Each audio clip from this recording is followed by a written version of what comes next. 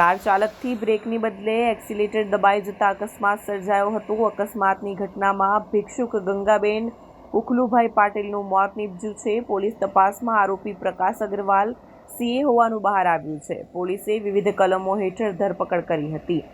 સુરતના વેસુ વિસ્તારમાં અકસ્માતની ગંભીર ઘટના બની હતી, જેમાં મંદિરની બહાર મહિલા ભિક્ષુકને કાર ચાલકે ઉડાવી દીધી હતી। ચાલક કારને પાર્ક કરતી વખતે બ્રેકની જગ્યાએ એક્સિલેટર દબાવી દીધું હતું। તે રીતે ભીખ માંગી જીવન જીવતી 80 વર્ષીય માજીને કાર ચાલકે કચડી નાખી હતી, જેથી 80 વર્ષીય વૃદ્ધાનું અકસ્માતમાં ઘટના સ્થળે મોત નીપજ્યું હતું। ઘટનાના હચમચાવતા સીસીટીવી સામે આવ્યા છે। અકસ્માત બાદ કાર ચાલકે માનવતા પણ નેવે મૂકી દીધી હોય તે રીતે વૃદ્ધાને સારવાર માટે લઈ જવાને બદલે અકસ્માત કર્યા બાદ કાર ચાલક કાર મૂકીને ભાગી ગયો હતો। ઘટના અંગે વેસુ પોલીસે ગણતરીના કલાકોમાં આરોપી પ્રકાશ અગ્રવાલની ધરપકડ કરી જેલના સળિયા પાછળ ધકેલાયો છે।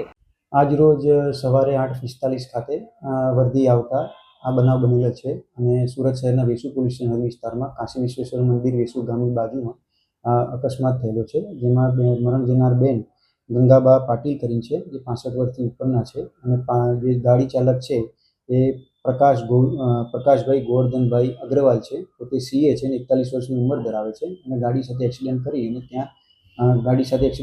ત્યાં તેઓને અટક કરી અને કાયદેસરની આગળની કાર્યવાહી પોલીસ હાથ ધરેલ છે। સાહેબ, અકસ્માત કેવી રીતે થયો હતો? ગાડી ચલાવનાર બાજે પોતે ગાડી ચલાવતા હતા અને જેને મૂળ માલિક છે ગાડીના એ બાજુમાં બેઠેલા હતા અને તે પોતે પોતાનું કંટ્રોલ ગુમાવતા ગાડી સ્ટાર્ટ કરતી વખતે પોતાનું કંટ્રોલ ગુમાવતા તેઓ પોતે અકસ્માત કરેલ છે।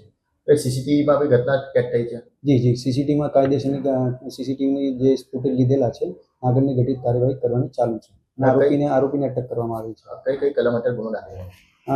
બીએનએસની કલમ મુજબ 281/125A, 125B, 106 MV એક્ટની 184, 177 મુજબની કાર્યવાહી કરવામાં આવી છે। મૃતક મહિલા છે ત્યાં શું કરી હતી? કોણ હતી? ત્યાં મૃતક મહિલા ગંગાબેન પાટીલ હતા, ત્યાં પોતે બેઠા હતા।